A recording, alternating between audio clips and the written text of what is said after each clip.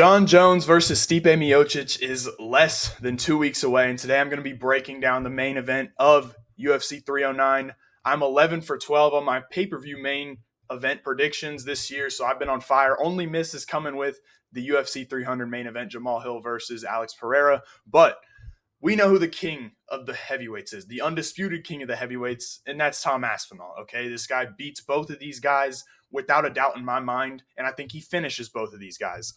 But today I'm going to be breaking down this main event, breaking down both fighters, and then I'm going to give my prediction in the end. So yeah, man, I'm not going to waste any more time. Let's get right into the first fight. First up is going to be Stipe Miocic, the former undisputed champ of the heavyweight division and the second best heavyweight of all time, man. So look, man, Stipe has not fought since March 27th of 2021, and that was against Francis Ngannou. And in that Francis Ngannou fight where he got brutally knocked out, he had zero moments, nothing in that fight where no offense, no defense. I mean, he got dropped in the second round, and we know what happened next. I mean, the dude got folded like a pancake, and it was one of the most brutal KOs I've ever seen. It was absolutely brutal. I guess he's taken the necessary time off, the 3 years off. But look, man, like I said, I want to go back to that. Zero moments versus Francis Ngannou in his last fight. I mean, there was nothing going for him. He didn't do anything on offense, and he got cracked on defense. He was so hesitant. He looked atrocious in that fight. And I don't think he's going to look that bad because Francis is an extremely intimidating guy.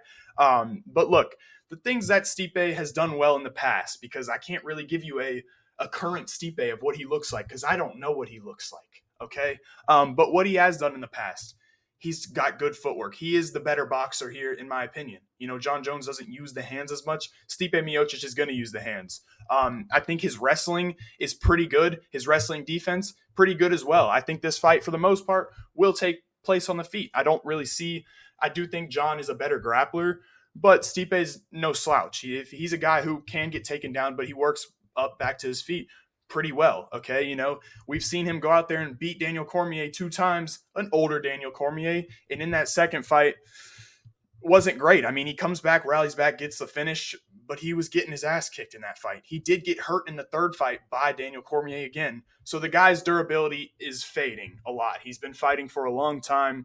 He's been finished before, brutally last time, as well as, you know, being rocked by a lot of fighters. Alistair Overeem had him hurt. Cormier had him hurt multiple times. Stefan Struve had him hurt or knocked him out. But his durability has faded away. And I don't think that's going to play a huge factor in here because, as you guys know, Jon Jones is not the powerful striker guy, right? Especially, you know, now that he's a heavyweight, you'd expect that. He's not really going to do that, okay? But I think the keys to success for Stipe in this fight, what he's got to do to win this fight or make it competitive, because as you guys know, he's about plus 450 on the odds. So the books don't think he's going to have a chance in this fight. What I do think that he can do to make this fight a little bit competitive is cage control. When Stipe has people pressed up on the fence, he does a really good job with landing combinations of the body to the head. He's got a really good jab. I would say his jab is his setup for pretty much all of his offense. You know what I mean? When it comes to his pressure, I think that's another good thing that he has. Putting guys on the cage and ripping combinations, that's where he's had a lot of his success. Junior Dos Santos had a ton of success there. Overeem had a ton of success there. Cormier in the third fight, that's where he did well. He does really well with guys pressed up on the fence, and I think it's going to be hard for him to get Jon on the fence. Like I said, man, especially in these later fights, his cardio doesn't seem to be at the point where it needs to be at. It's not as good as it used to be. In the third fight versus Cormier, he was very tired, as well as Daniel was tired. But you can kind of see it with these guys getting a little bit older. Their cardio is fading a little bit, and I think we're going to see that here. I don't think Stipe's cardio is going to be as good. I do think he'll have moments of success in this fight, but I think it's going to be a tough fight for him. But if he can do that, man, if he can really pressure you on the cage and hit those combinations, I do think that that's a part of his game that is really good and still probably pretty good, is those combinations to the body going up top as well. His jab and his straight shots are his best shots. And, man, that's going to be my breakdown for Stipe Miocic. Johnny Bones Jones, sometimes looked at as the number one fighter of all time. Look, man, last fight so long ago, in 2023, March 4th, very long time from now. But look, comparing that to Stipe, it's not long at all.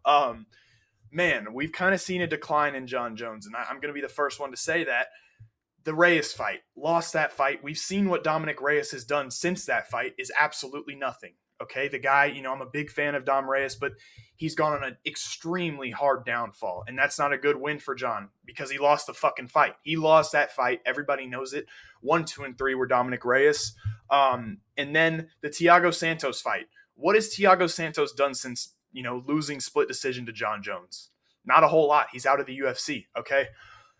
As well as having a fucked up knee in that fight. He almost won that fight, and it was a very competitive fight, which is, not good. Not a good performance from Jon. And then he goes up and fights the quitter, Cyril Gane. Now, I've ripped a lot on Cyril Gane, and I will continue to do that because to this day, I will never forgive him for quitting in that fight, okay? The French fans are so great. They're so enthusiastic, and it's, every time they go to Paris, it's awesome. It sucks that they have, a guy like Cyril Gane to represent them, man, because that guy is a quitter. And he is, kind of speaks for the stereotype that comes from French fighters of giving up. And Cyril Gane's a perfect example for it. So it sucks, But look, when it comes to Jon Jones' skill set, the guy has fantastic range management, very, very high IQ.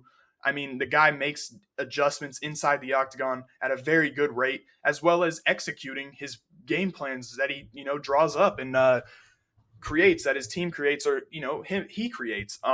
He can make a great game plan. He always comes in with a good game plan, typically. In this fight, I do think he is going to have a very solid game plan to go out there and beat Stipe. Can he execute it? Maybe. We'll see. But 4-inch reach advantage for him here. That's a bit, that's big. But usually you see, Jon is at a bigger reach advantage, versus Daniel Cormier or even those other little guys that he used to fight, Lyoto Machida and guys like that.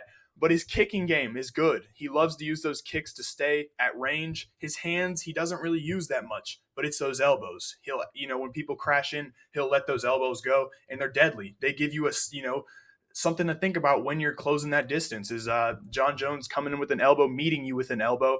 It's a very good weapon that he uses. And then he'll look for those takedowns. Like I said, I don't know how much the wrestling's going to be in this fight. I do think Jon's going to get Stipe down at 1 point or 2 points in this fight. But the clinch of Jon Jones is really, really good as well. It's super solid. I mean, the guy's, very, very strong, like undeceivingly strong. You see him take down Cormier. You've seen interviews of people with him in the octagon talking about how strong the guy is. The guy's extremely strong, and at heavyweight, that's going to benefit him more.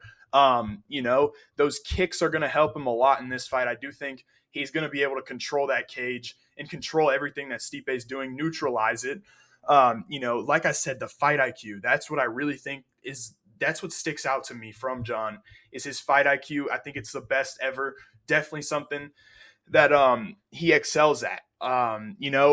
Honestly, guys, I don't think Jon is as good as everybody's saying, especially right now. I do think in his prime, the guy was an absolute monster, an absolute problem. But right now, I don't think he's worth the price tag of minus 650, personally. But I will get into that, and now I'm going to get into my prediction. Jon Jones is going to beat Stipe Miocic via a boring 49-46 decision. Okay, I do think Stipe is going to go out there and take a round off Jon Jones. Maybe the second. I think the second round, Stipe is going to go out there and land the better shots, get in and land some body shots as well as pop that jab out and close that distance and land shots on Jon. But other than that, man, I do think Jon is going to be able to neutralize the offense of Stipe. I mean, come on, guys. Stipe is, 43 years old now? He hasn't fought in 3 damn years, okay? That is a huge tell, okay? 3 years? Man, I mean, I was like a teenager back then almost. So it's kind of like crazy I was a teenager back then. It's kind of crazy to say, like, that's how long ago this guy hasn't been in the octagon since then. And what did he do in that performance? He looked like dog shit. I mean, like I said, 0 moments. But the way that Stipe can win this fight is by pressuring Jon and, not being afraid to pressure Jon and really get in on the inside and push him on that cage and land those combinations. But I do think if that happens, Jon's going to grab the clinch, knee Stipe, and just beat him up there. I do think in the clinch, Jon's going to excel. I do think on the ground, Jon, will excel there as well. I think the kicking of Jon is going to help him here, as well as the eye poking of Jon. But yeah, man, guys, I'm not excited for this fight. I think it's going to be an extremely boring decision where we just see Jon poke at range, not finish the fight. I don't think this will get finished. Maybe Stipe gets extremely gassed, or maybe, they pay Stipe like they paid Cyril Gane. No, I'm joking. But look, man, I really don't think this fight's going to be fun. I think it's going to be extremely boring. I think we'll see a lot of kicking, not a lot of hard shots landed. I will be shocked if there is a knockout in this fight. I really will be shocked. And if it is, it'll come via Stipe because the guy's durability is gone, especially after that knockout against Francis, man. He got he got, messed up real bad. And I do think at the end of this, when Jon Jones wins, he's not going to fight Tom Aspinall. I'm very confident that he will, relinquish that belt and give it to Tom Aspinall. Guys, Jon Jones knows, okay? He doesn't want to mess up his legacy. And, at the end of the day, I kind of respect that. But I do think after the fight, he will give Tom Aspinall his credit and say, it would have been a tough fight. Maybe he won't, but I do think Jon will. But yeah, I think this is going to be the retirement of Jon. I don't see anything else for him that would, because he's not beating Tom. So yeah, I don't think he will take that fight. I think he'll just relinquish the belt and retire as a light heavyweight champion and a champion at the heavyweight division as well. But I really don't think this is going to be a fun fight. I think it's going to be very boring, and I'm not too excited for it. So yeah, man, I hope y'all boys enjoyed, and I will catch you in the next one.